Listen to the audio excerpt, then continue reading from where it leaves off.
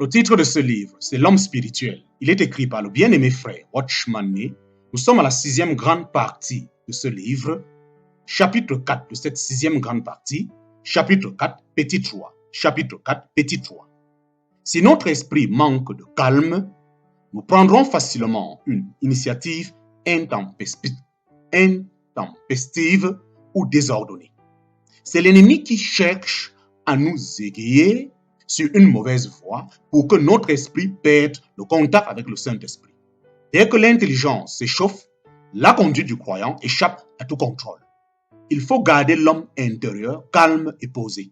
Si nous réprimons la fougue de nos sentiments, le bouillonnement de nos désirs, la confusion de nos pensées, si nous restons maîtres de nous-mêmes dans l'examen de nos problèmes, nos pieds resteront sur le chemin du Seigneur. La connaissance de Dieu, de soi-même, de Satan et de tout le reste est une source de tranquillité pour notre homme intérieur. Elle engendre une qualité d'esprit qui est inconnue des chrétiens charnels. Il faut que le Saint-Esprit remplisse notre homme intérieur, tandis que l'homme extérieur est livré sans merci à la mort. L'esprit jouit alors d'un calme ineffable. C'est comme l'océan quand les vagues font rage à la surface. Le fond de la mer reste à l'abri de toute perturbation. Quand le chrétien n'a pas encore découvert la division de l'âme et de l'esprit, il se trouve arrêté et secoué par la moindre difficulté. Le secret de la maîtrise de soi est de maintenir cette séparation entre l'âme et l'esprit. Le croyant dont l'esprit ne se laisse pas troubler fait l'expérience d'une protection invisible contre toutes les vicissitudes,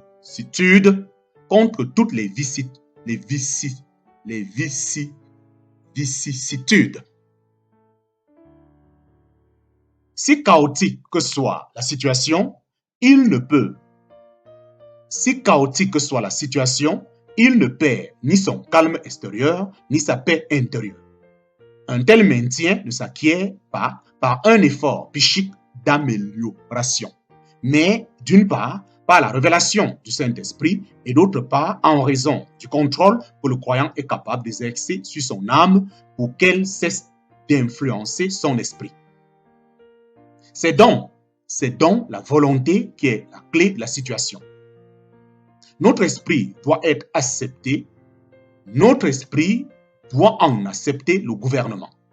C'est donc la volonté qui est la clé de la situation. Notre esprit doit en accepter le gouvernement. Ce que désire notre volonté ou notre esprit, c'est la douceur, mais aussi la maîtrise de soi. Nous ne devions jamais permettre à notre esprit de tomber dans un état tel qu'il se trouve soustrait au contrôle de la volonté. Nous devons tendre à la possession d'un esprit fervent pour l'œuvre du Seigneur et d'un esprit froid pour l'exécution de cette œuvre. C'est à notre volonté d'y pouvoir. C'est à notre volonté d'y pouvoir. Un esprit joyeux. Un esprit joyeux. Mon âme se réjouit en Dieu, mon Sauveur. Luc chapitre 1, verset 47. Mon esprit se réjouit en Dieu, mon Sauveur. Mon esprit se réjouit en Dieu, mon Sauveur. Luc chapitre 1, verset 47. Vis-à-vis de lui-même, le chrétien doit avoir un esprit brisé. En parenthèse, Somme chapitre 51, verset 19. Mais vis-à-vis de Dieu, il doit avoir un esprit qui ne cesse de se réjouir en lui. Ce n'est pas de sa propre vie qu'il se réjouit, ni à cause de quelques heureuses expériences, d'un travail réussi, d'une bénédiction reçue ou d'une circonstance favorable, mais uniquement parce que Dieu est son centre. Si notre esprit est oppressé par un ennui quelconque, une préoccupation ou un chagrin, il ne tardera pas à perdre de vue ses responsabilités. Ensuite, il se laissera déprimer, enfin abandonnant sa position privilégiée, il se trouvera sans ressources pour collaborer avec le Saint-Esprit. Il n'y a qu'une chose qui puisse sauver la situation. C'est qu'il se réjouisse dans le Seigneur, qu'ils réfléchissent au caractère de Dieu et se souviennent de son activité de sauveur. L'esprit du croyant ne doit jamais être à court d'alléluia. L'esprit du croyant ne doit jamais être à court d'alléluia. Ne doit jamais être à court d'alléluia et des amens. Un esprit de force. Un esprit de force. Car Dieu ne nous a pas donné un esprit de timidité, en parenthèse de crainte, mais un esprit de force, en parenthèse de puissance, d'amour et de sagesse, en parenthèse de conseil, de maîtrise de soi. 2 Timothée chapitre 1, verset 7. La timidité n'est pas de l'humilité, tandis que l'humilité est un complet oubli de soi, oubli de sa force autant que de sa faiblesse. La timidité est un rappel de toutes nos faiblesses et par conséquent engendre fatalement une préoccupation de nous-mêmes. Dieu ne trouve aucun plaisir dans la croidise ou la poltronnerie. Ce qu'il veut, c'est d'une part que nous tremblons devant lui, convaincus de notre néant, mais d'autre part que nous allions courageusement de l'avant par sa force à lui. Il attend de nous que nous lui rendions un témoignage intrépide, que nous supportions vaillamment pour lui la souffrance et l'opprobre, que nous acceptions avec bravoure la perte de tout et que nous nous reposions avec confiance sur son amour, sa sagesse, sa puissance et sa fidélité.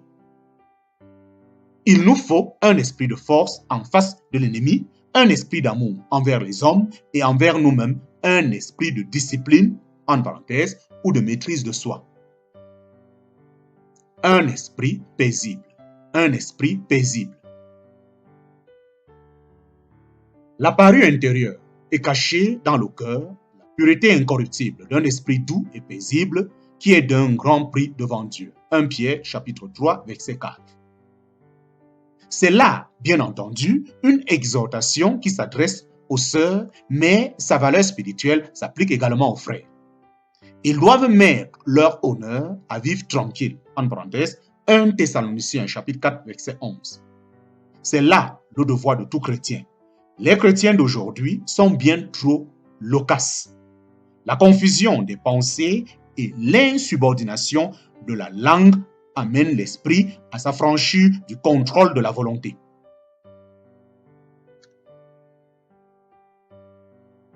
Avant de pouvoir parler tranquillement, il faut avoir l'esprit en repos, car c'est son débordement qui alimente le bavardage. Nous devons veiller attentivement à la tranquillité de notre esprit. Même au jour d'extrême confusion, il doit avoir une existence dépendante et paisible. Si la paix de notre esprit est respectée, nous pourrions percevoir la voix du Saint-Esprit, obéir à la voix de Dieu et comprendre ce qui nous échappe quand nous sommes dans un brouhaha intérieur. Une vie profonde de cette qualité tranquille est une vraie parure pour le chrétien et ne peut manquer d'être remarqué par son entourage. Une nouveauté d'esprit. Une nouveauté d'esprit. Nous servons en nouveauté d'esprit. Romains chapitre 7, verset 6. Voilà également un aspect nouveau de la vie et de l'œuvre spirituelle. Un esprit décrépit n'est guère inspirateur. Tout ce qu'il peut faire, c'est de transmettre aux autres quelques bonnes pensées. Même ainsi, il est faible et par conséquent incapable de favoriser une étude sérieuse des situations. Un esprit qui fait une impression de sénilité ne peut produire que des pensées ratatinées. On ne verra jamais une vie dynamique émaner d'un tel esprit. Ce que produit un esprit vieilli avant l'âge. Ce que produit un esprit vieilli avant l'âge. En parenthèse, parole, enseignement, manière d'être, réflexion, mouvement. Ne peut être qu'ancien, suranné, dépourvu d'onction. Peut-être qu'il s'en dégage de nombreuses doctrines qui proviennent bien à son entourage, mais elles ne prendront pas racine dans leur esprit. Celui qui les énonce en a peut-être fait l'expérience un jour, mais elles ne sont plus que des souvenirs et sont incapables de faire sur les auditeurs une impression de fraîche et de vitalité.